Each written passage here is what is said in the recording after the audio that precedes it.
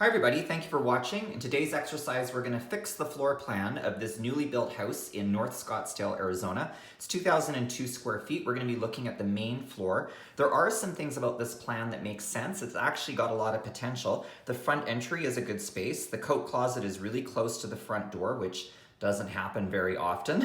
The powder room location is good, and I also think the staircase is well located because it kind of sets up this zone of service space between the garage and the rest of the house. I also think the orientation of the great room and the nook towards the backyard is really, really well done. Where the whole plan falls apart is the kitchen. The kitchen is terrible. You walk in directly to the center of the kitchen from the garage, which is a big no-no. The pantry has a dead-end corner. There's too much floor space in the kitchen. And then there's this horrible 45-degree angled eating bar, which really wrecks the furniture placement for the rest of the house. So we're gonna redraw this plan.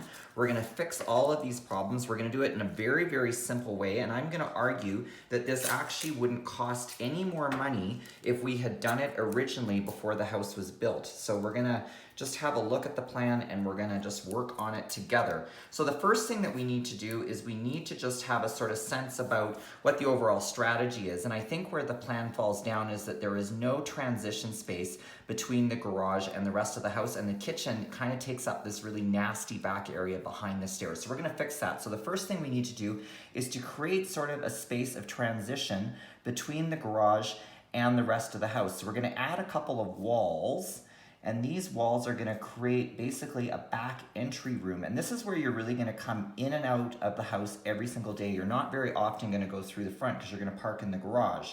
So in Scottsdale, you don't really need a mudroom because it's a warm climate, but you will need a place to store your shoes and your jackets and all that sort of stuff. So there'll be some nice storage there. And then there's this sort of vestibule space, which could be a laundry, but I'm gonna propose that we make it a pantry and some additional storage, which is also nice to have as you come in from the garage. So now what we've done is we've moved everything further forward. So we're gonna start to lay out the kitchen. The kitchen location really needs to be as part of the main part of the house. So what we're gonna do is we're gonna start by placing sort of the fridge and the wall ovens. They can go against the wall, and then we're gonna use this whole side yard wall as the wall for the back counter of the kitchen. We can put a tall pantry storage on one end near the sliding door, and then the rest of it can be counter space, and we can put our cooktop right in the center. This is great because kitchens really, really work well when they're against a long wall, and a side yard wall is excellent because we can't have windows in the side yard because of fire code. So now we can put our island in place and we can have a really, really good size, actually a huge island, which would be excellent for entertaining and for families. I'm gonna propose that we put the sink offset on the island because I like things that are offset or asymmetrical, which means we can put our counter stools on the top end, have lots of storage. We've even got extra room at this end of the kitchen for some additional tall pantry storage for dishes or groceries, which makes a lot of sense. So if I'm standing in the kitchen, this is me, these are my feet, this is great because I can have a view towards the backyard, and I can also look directly into the great room, which is excellent. So let's place the rest of the furniture in the house. We're gonna start with the living room grouping. So I'm gonna propose that we make the living room orient towards the windows and the backyard, and I'm gonna use two sofas as opposed to a sectional sofa because some of the viewers have said that I use sectional sofas way too much and I need to start working with double sofas, so I'm gonna work with a double sofa. So I'm gonna use one 2-seat sofa and then one big 3-seat sofa like this, and I'm gonna align it kind of with the edge of the window and face it towards the view of the backyard, which is nice because it creates a kind of a focal point towards the view.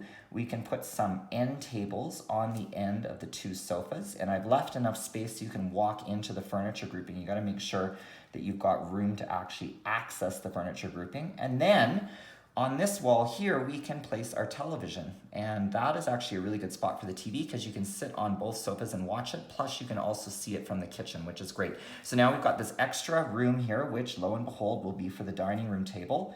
And the dining room table will be perpendicular to the island.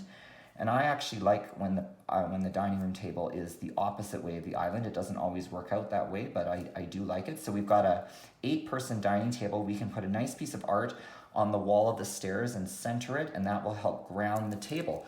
So that's what I'm proposing that we do for this main floor of this 2002 square foot house. It's really interesting because what we've done is we've created a transition space from the garage into the house, and then we've really made the living, dining, and kitchen one big space before it was chopped up, tucking the kitchen into the corner against the wall and then leaving the rest of the room open for the living room and the dining room furniture. So I'd love to hear what you guys think about this. You can post a comment or you can send me a message.